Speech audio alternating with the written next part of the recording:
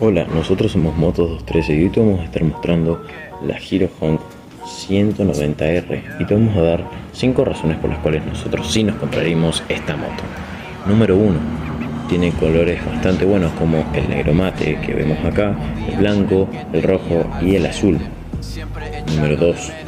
Tiene frenos ABS e inyección electrónica. Número 3. Tiene bastantes buenos materiales.